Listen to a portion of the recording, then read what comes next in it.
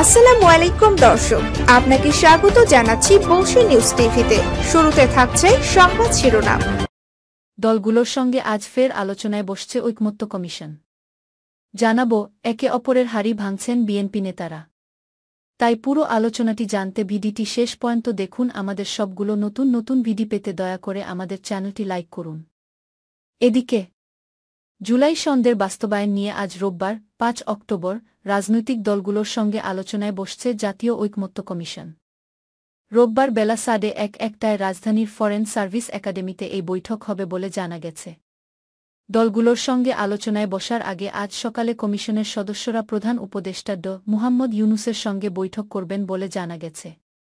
এর আগে গতকাল শনিবার জুলাই সনদ নিয়ে চূড়ান্ত পর্বের প্রস্তুতি পর্যালোচনা করে জাতীয় ঐকমত্য কমিশন।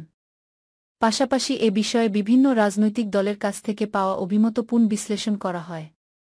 সেই বৈঠকে কমিশনের সহসভাপতি অধ্যাপক আলী রিয়াজ, সদস্য ড বদিউল আলম মজুমদার, বিচারপতি মো.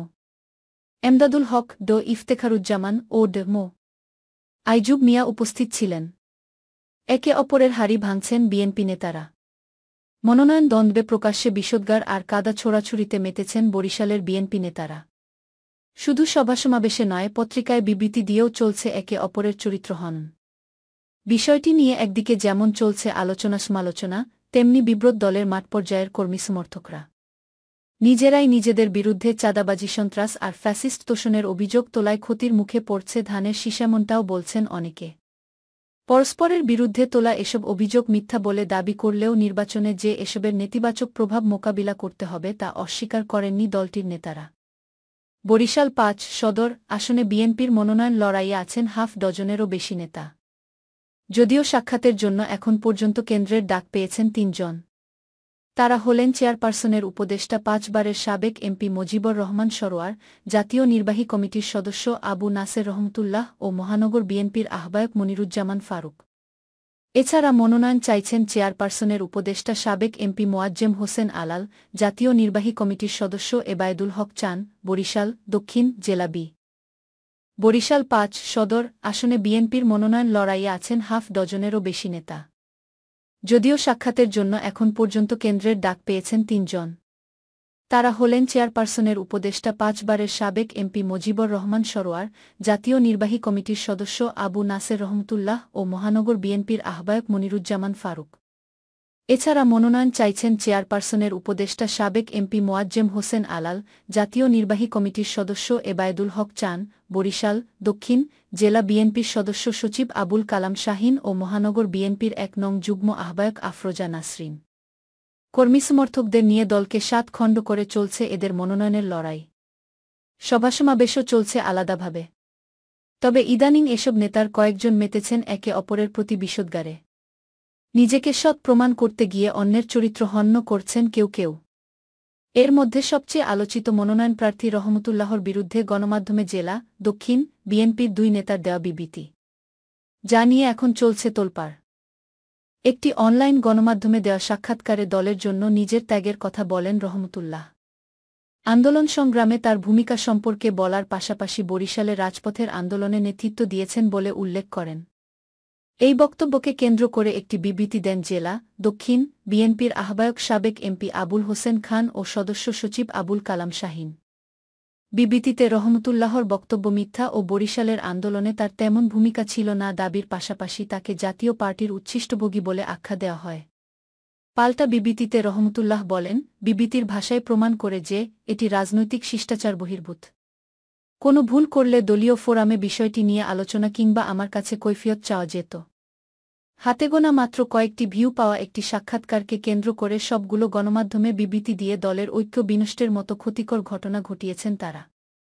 বিষয়টি সম্পর্কে আলাপকালে আবুল কালাম শাহীন বলেন, যেহেতু রহমতুল্লাহ মিডিয়ায় ওই বক্তব্য দিয়েছেন তাই আমরাও গণমাধ্যমে বিবৃতি দিয়েই তার প্রতিবাদ জানিয়েছি। বিষয়টি সম্পর্কে আলাপকালে আবুল কালাম শাহীন বলেন, যেহেতু রহমতুল্লাহ মিডিয়ায় ওই বক্তব্য দিয়েছেন তাই আমরাও গণমাধ্যমে বিবৃতি দিয়েই তার প্রতিবাদ জানিয়েছি। কেবল রহমতুল্লাহ নয়, মনোনয়ন প্রার্থী মজিবর রহমান সরোয়ার ও মনিরুজ্জামান ফারুকের বিরুদ্ধেও ভাইরাল হয়েছে আরেক বিএনপি নেত্রী আফরোজা নাসরিনের করা অভিযোগের ভিডিও। সম্প্রতি এক সভায় দেওয়া বক্তব্যে ওইসব অভিযোগ করেন নাসরিন। ছড়িয়ে পড়া ভিডিওতে দেখা যায় মনোনয়নপ্রার্থী সরোয়ার ও ফারুকের বিরুদ্ধে চাঁদাবাজি, দখলবাজি ও ফ্যাসিস্ট তোষণের অভিযোগ করে বক্তব্য রাখছেন নাসরিন। দলীয় চেয়ারপারসনের উপদেষ্টা সরোয়ারকে উদ্দেশ করে তিনি বলেন, তার দুই ভাই নথুল্লাবাদ বাস টার্মিনাল দখল করেছে। এই 7 বছর আপনার ভাইয়েরা কোথায় ছিল? তারা আজ বাস টার্মিনাল দখল করে লাখ লাখ টাকা আয় করছে অবৈধভাবে। সরোয়ারকে উদ্দেশ করে তিনি আরও বলেন, দরবেশ সেজে বসে আছেন? আপনারা চাঁদাবাজি করবেন, দখলবাজি করবেন আর বরিশালের মানুষ আপনাকে ভোট দেবে? তারা কি বোকা?